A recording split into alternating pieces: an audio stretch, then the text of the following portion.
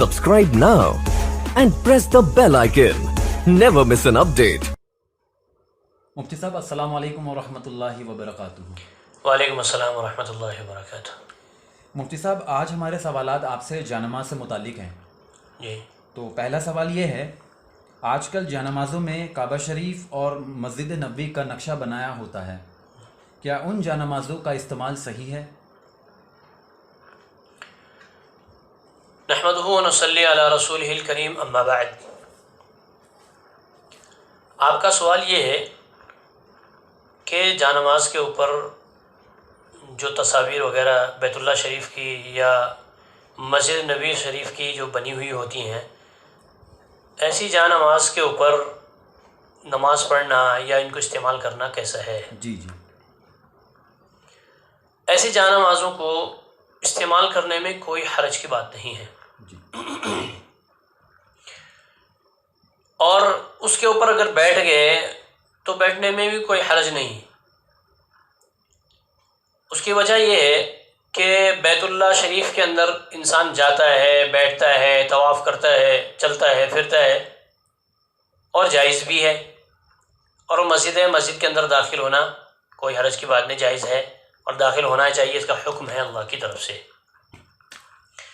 اسی طریقے سے مسجد نبوی کی تصاویر جو بنی ہوئی ہوتی ہیں، کوئی حرج کی بات نہیں ہے، اس سے کوئی بے حرمتی ثابت نہیں ہوتی۔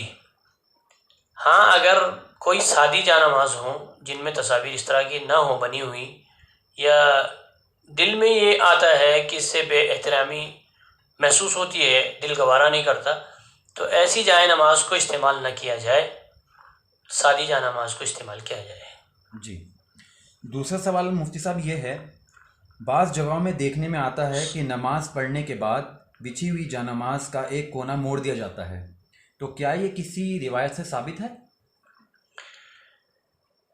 نماز پڑھنے کے بعد جب آدمی فارغ ہو جاتا ہے تو اگر ضرورت نہیں ہے اس کو استعمال کرنے کی، تو اس کو طے بنا کر کے آدمی رکھ لیں سنبھال کے، اور اگر ضرورت ہے اس کے بچھے ہوئے رہنے کی یا چھوڑنا چاہتا ہے وہاں پہ بچھا ہوا، تو اس کا کونا موڑنے کی ضرورت نہیں ہے، نہ کسی کتاب سے ثابت ہے۔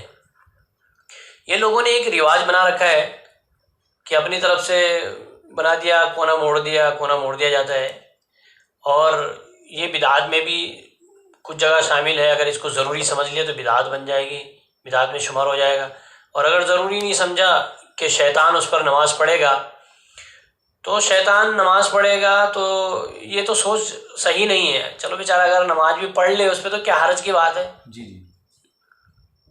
تو اس سے کوئی فرق نہیں پڑتا۔ جی تیسرا سوال ہمارا یہ ہے مفتی صاحب، اگر جانماز پرانی ہو جائے یا پھٹ جائے تو اس کا تلف کرنے کا بہتر طریقہ کیا ہے؟